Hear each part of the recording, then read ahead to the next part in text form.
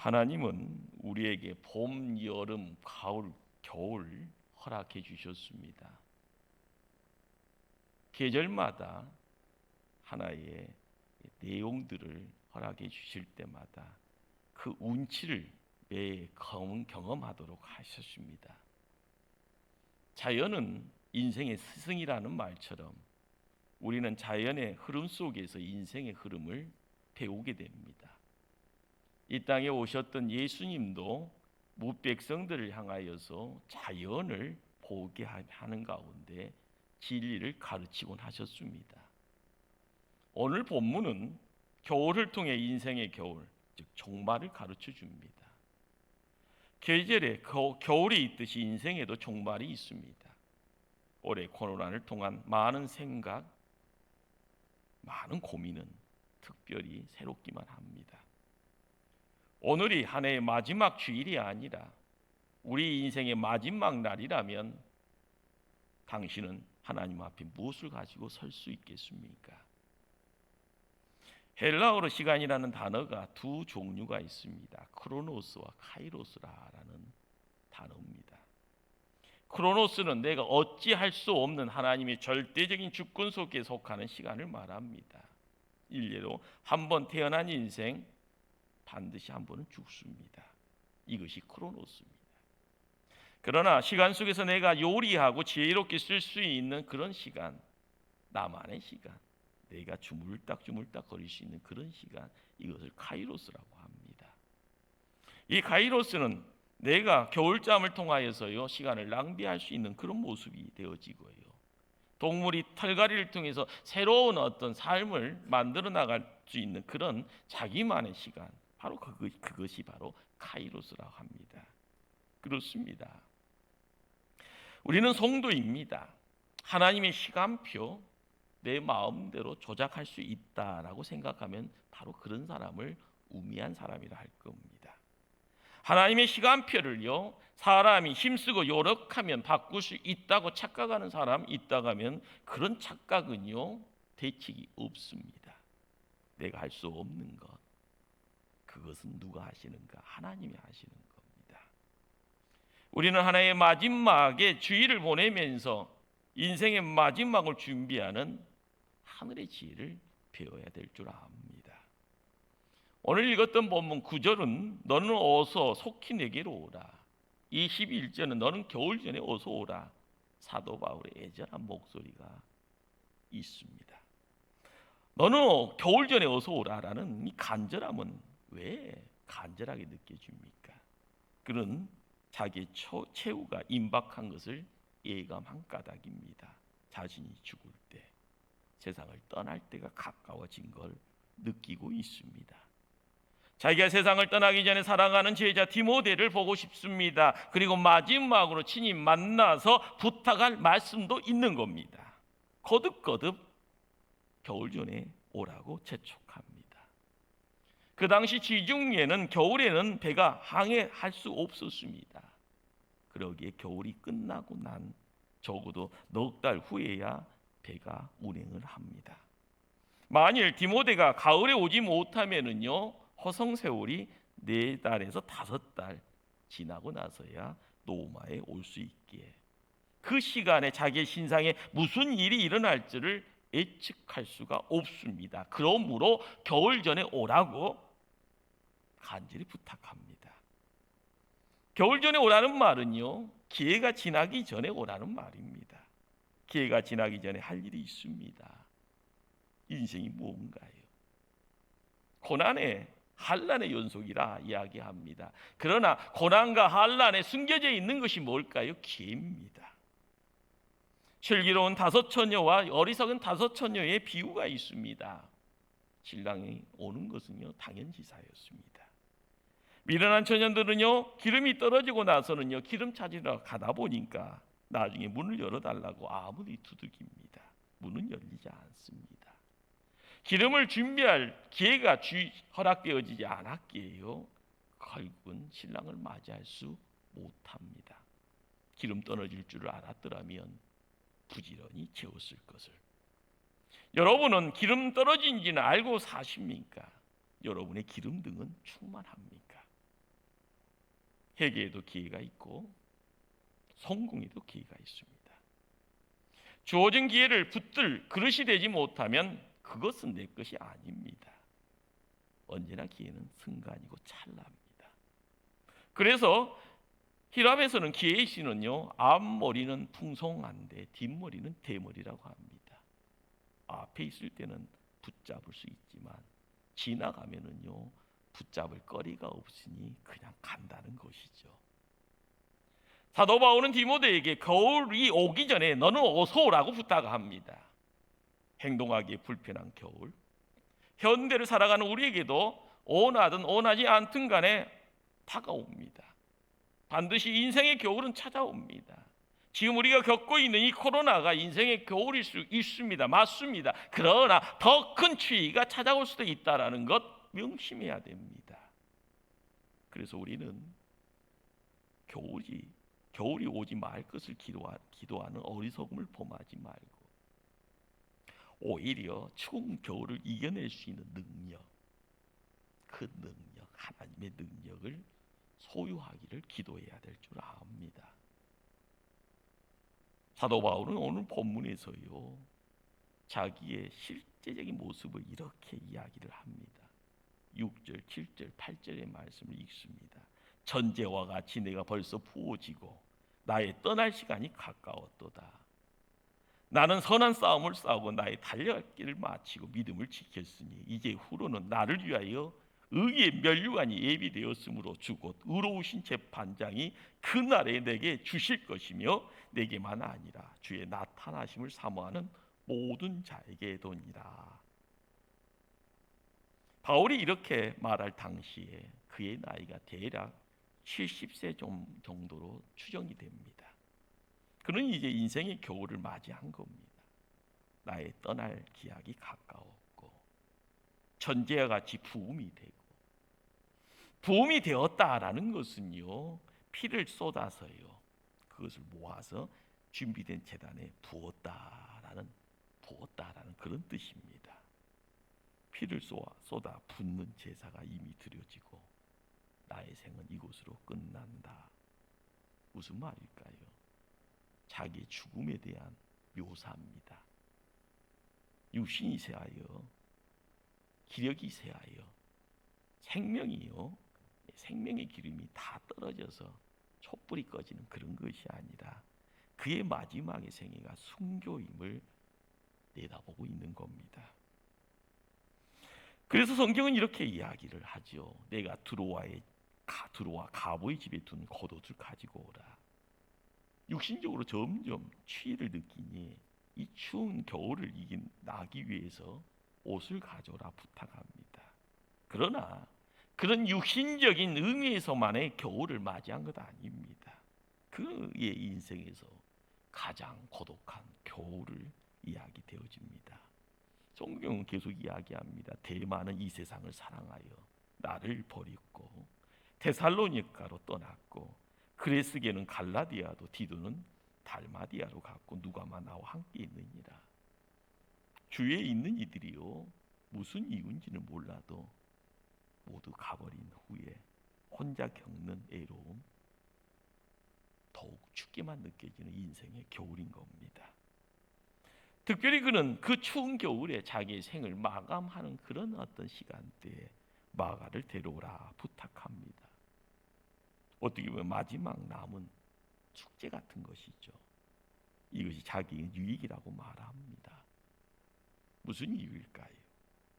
마가라는 인물은요, 좀 특별했던가 봅니다. 어린 나이에 하나님의 부름을 받았고요, 어릴 때부터 예수를 믿었고 사도 바울의 1차 전도팀의 일원이 됩니다.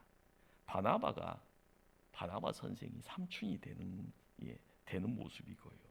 그런데 무슨 이유인지 몰라도 마가는요, 고향으로 되돌아갑니다. 시간이 지나서 2차 전도 여행을 준비하면서요, 사도 바울과 바나바 선생이 싸웁니다. 이유는 마가 동행 문제 때문에 그렇습니다. 바나바의 관계가 틀어집니다. 그리고 사도 바울과 바나바가 헤어지게 됩니다. 이전에 절친처럼요, 동역자의 관계가요, 소원한 관계가 되어져 버린 거죠. 이것이 마음속에 가시처럼요, 돌처럼 묵직하게 있었던 겁니다. 이제는 인생의 겨울이 다가와 순교할 날이 가까이 오자 사도 바울은 마가와의 일을 해결하려고 합니다. 만나서 화해하려고요, 마가를 데려오라고 부탁을 하고 있습니다. 인생의 겨울은 다가옵니다. 찾아가서 화해하고 용서해 줘야 될 사람이 있습니까? 자잘못을 따지기 전에 누군가의 마음이 아프다라는 소식이 들려옵니까? 꼭 만나서 화해하고 용서해 주거나 용서함을 받아야 합니다. 사도 바울은 그것이 유익하다라고 말합니다. 베드로는 이런 이야기를 합니다. 서로 사랑할지니 사랑은 허도한 죄를 덮느니라. 용서의 첫 단계는요, 상대방의 실수 허물을 덮어주는 겁니다. 어떤 심리학자는요, 이런 말을 합니다. 내가 상대방의 허물과 잘못한 것을 알고도 상대방을 덮어주려 할 때에 상대방은 비로소 변하게 된다. 우리의 삶의 자리에요, 시비를 따지는 것은 누구나 할 수 있습니다. 그러나 내가 눈 감아주고요, 침묵하는 것은 어려운가 봅니다. 기다려주는 것은 더 어려운가 봅니다. 창세기 9장에요, 의인 되었던 노아가 술을 취해서요, 어떻게 보면은요, 큰 일을 저지릅니다. 옷을 다 벗어버리고요, 잠을 자는 모습이 드러납니다. 이때가 어떤 때입니까?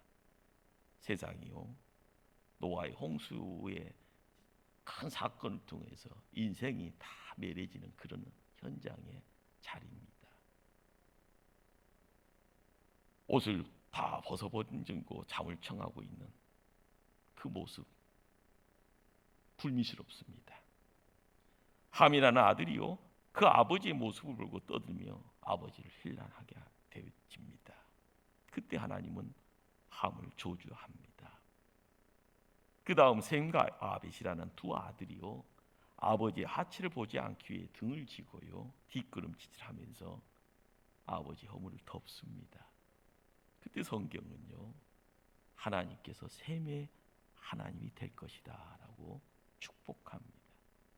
한 집안에요, 한 아버지를 통해서 인생의 길이 열려집니다. 그러나 아버지의 허물을 바라보며 누구나 할 수 있는 이야기, 그러나 그 허물을 덮는 자의 모습은 하나님께서 축복하시더라. 그러나 허물을 덮지 못하고 입을 통하여서 크게 큰 소리를 낼 때 하나님은 저주하더라. 우리가 알아야 될 성경의 진리입니다. 예수님도 이 땅에 오셨습니다.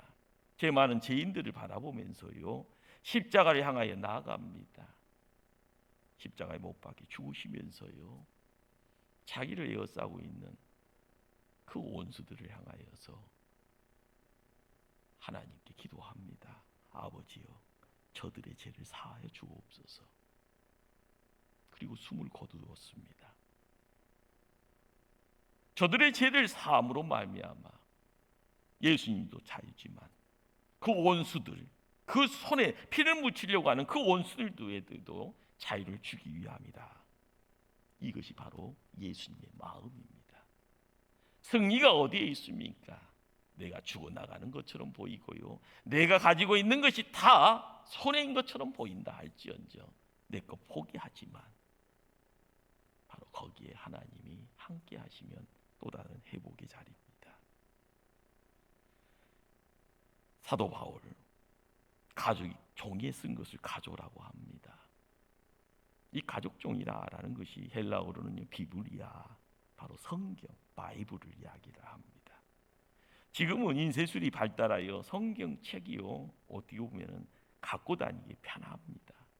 그 당시의 성경은요, 가죽 두루마리라 파피루스라 그렇게 하기 때문에요, 하나가요, 성경 한 권이요, 큰 짐이 됩니다. 너무 무거워서 갖고 다니기는 불편한 것이죠. 그래서 안면이 있는 지인의 집에 부탁해 놓고 다닌 겁니다. 임종이 가까워짐을 느낀 바울, 그 성경책 가져오라고 부탁합니다. 임경이 가까우니요 세상 것보다는요 하나님의 말씀, 그 말씀 앞에 걸음을 옮기고 있는 겁니다. 한 해의 마지막 주일입니다. 이 시간은 지난 1년간 우리의 삶을요 하나님 앞에 세워보아야 될 시간입니다. 내가 이제껏 말씀 앞에 온전함을 드러냈는가? 말씀의 능력에 의하여 인생길을 지켜갔는가? 말씀을 통하여서 하나님의 능력이 뭔지를 깨닫고 그 말씀 붙잡고 기도의 자리를 통하여서요 응답받고 왔는가? 그 말씀 통하여서 고난과 환난의 자리에서도요 나를 넉넉하게 지켰는가? 그렇습니다. 말씀 통하여 버려야 될 것이 무엇인지를 깨닫고 그 말씀 통하여서 내가 하나님께 드린 것이 무엇이었는가? 모든 것이 허무한 것뿐입니까? 아니면 하나님께 자랑거리가 있습니까? 성경을 가져오노라. 사도 바울의 그 부탁의 메시지는 바로 이 시대를 살아가는 우리에게도 그 말씀 앞에, 말씀의 거울 앞에 내 자신을 세워볼 수 있다라는 것, 그것이 은혜인 줄 압니다. 내가 이전에 잘난 것처럼 보았지만, 대단한 것처럼 보았지만, 내가 이제껏 했던 것이요 큰 자인 것처럼 보았지만, 말씀 앞에, 말씀의 거울 앞에 비춰지는 모습이요 착하고 충성된 종아라는 하나님의 음성이 들려진다면은요 우리는 어깨 피고요 하나님께 감사할 수 있을 줄 압니다. 겨울이 점점 가까워왔을 때 오히려 길을 열고 하나님의 음성을 들어야 합니다. 겨울이 가까워올수록 더욱 성경을 열심히 읽어야 합니다. 죽음이 가까운 이것저것 해야 할 일이 많다고 생각되죠. 그러나 그 어떤 것보다도 먼저 하나님의 말씀 앞에 귀를 기울여야 될 줄 압니다. 이 마지막 시간들 조용히 말씀 앞에 무릎을 한번 꿇어봅시다. 성경책 가까이 읽고 나가는 그 자리, 바로 말씀을 겨울을 이길 수 있는 힘이 있기에 그 말씀이 능력입니다. 하나님을 가까이 하십시오. 겨울을 아는 사람은 세상 무서운 줄도 아는 겁니다. 겨울을 아는 자는 세상이요 고난에, 환난에, 전쟁터라는 것도 아는 겁니다. 겨울을 아는 자는 겨울을 만드신 분이 하나님인 걸 알기에 영적인 것에 힘을 쓸 수밖에 없습니다. 영혼이 무엇입니까? 하나님과 함께하는 시간, 하늘의 생명이 이야기되어지는 자리, 하나님의 구원을 통하여서 하나님의 시간대로 들어가는 내용인 것이기에 우리는 이 시간에요 하나님 나라가 우리의 삶 속에 있음을 경험하는 거고요, 세상이 아무리 태풍 치고요, 세상이 아무리 쓰나미가 밀려온다 할지언정요, 그 예수 그리스도가요 우리 안에 있기에요, 그분의 능력 통하여서 세상 살아가기에요 우리가 행해야 될 것이 무엇인지를 깨닫게 되는 줄 압니다. 말씀이 능력이기에요. 그 말씀으로 천지가 창조되었더라. 그 말씀 앞에 귀신들이 놀라 36개 주례랑 치더라. 그 말씀 안에서요 새 역사가 이루어지더라. 우리 예수님이 이 땅에 오셔서 내가 곧 길이다, 진리다, 생명이다 말씀해 주십니다. 우리의 삶을 온전히 주 앞에 맡기는 자, 말씀을 벗하는 자들이 할 수 있는 아름다움의 이야기들입니다. 한 걸음 더 나아갑니다. 본문 14절은요 구리세공업자 알렉산더가 내게 해를 많이 입혔음에라고 말씀합니다. 구리세공업자라는 것은 옛날에요 구리로 우상 만드는 것을 이야기를 합니다. 우상이다라는 것이 그 당시 돈벌이가 되었다라고 이야기됩니다. 그런데 갑작스럽게 등장하는 사도 바울을 통하여서 증거되어지는 것이 복음이고요, 그 복음의 자리에 예수 그리스도가 능력 발휘하니 우상 세공업자들은요 우상 만드는 장사치들은 막대한 손해를 보게 됩니다. 바울을 심히 괴롭히게 되고요, 바울에게는 하나님의 일을 증거하는 그 모든 것, 거기에 적대자로 등장하는 우상 업자들이 어떻게 보면은요 원수와 같은 인물이 될 겁니다. 자기를 계속 괴롭히는 사람들에게 대하여 사도 바울이 뭐라고 이야기합니까? 주께서 그 행한 대로 그에게 갚으시리니 하나님께 맡깁니다. 눈에 보여지는 대적자, 그러나 내가 더 이상 미워할 필요가 없다. 주께서 심판하시기에. 다만 그는 너는 그를 주의하라고 얘기할 뿐입니다. 믿음의 성도에게 인생은요, 복수혈전이 아닙니다. 피는 피를 부르고요, 저주와 악담이라는 것은요, 세상을요 항무지로 바꿔버립니다. 성도의 입술은 축복입니다. 감사고요, 그리고 함께 어울림의 자리에 기도입니다. 감사는 또 다른 감사를 만들고요, 감사의 입술은요 복의 통로가 됩니다. 오난 품고 세상 살지 마시기 바랍니다. 미움이라는 것은 더더욱이요, 우리의 입술에 불평불만이라는 것이 사소한 것처럼 보이지만은요, 내 안에 뿌려지는 씨앗이, 불평불만의 씨앗이 나중에는요 넝쿨져지는 모습은 물된 동산을 만들 수 없는 겁니다. 하늘의 생수가 임할 수 있도록이요, 매일매일 나를 처복종시키는 그 자리에 쓴뿌리와 돌들은요 뽑아내는 모습이, 올해는 부족하였지만 이 정도였습니다.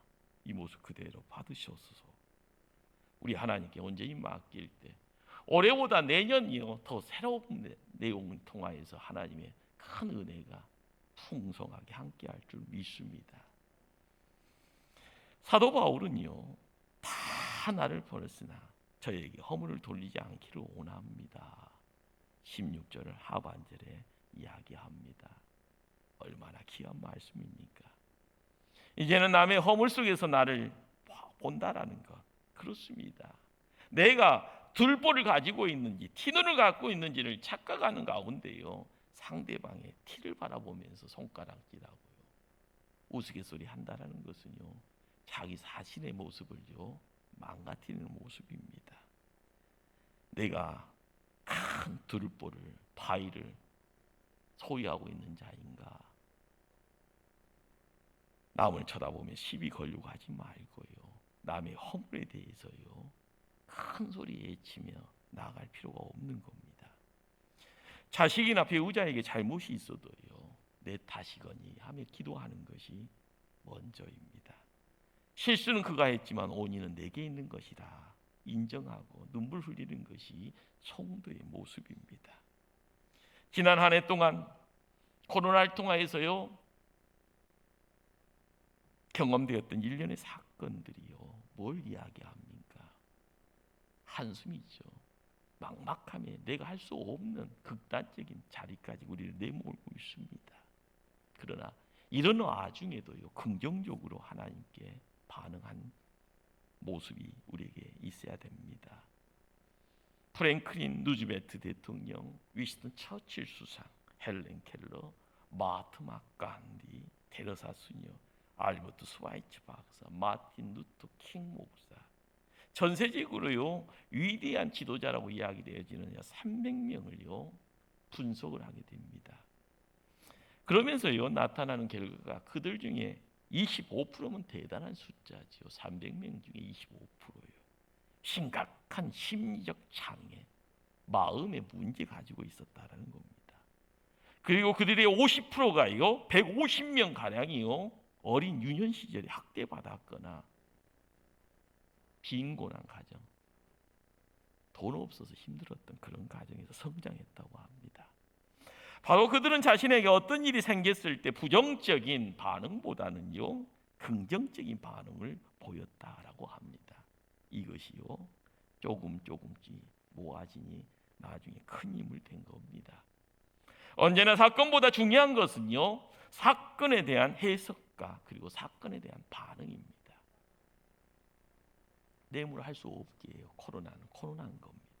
그러나 코로나를 바라보면서요 태풍인가 쓰나미인가 폭설인가 이것이 무슨 영광고 이야기할 수 있는 것이 성도의 안목입니다.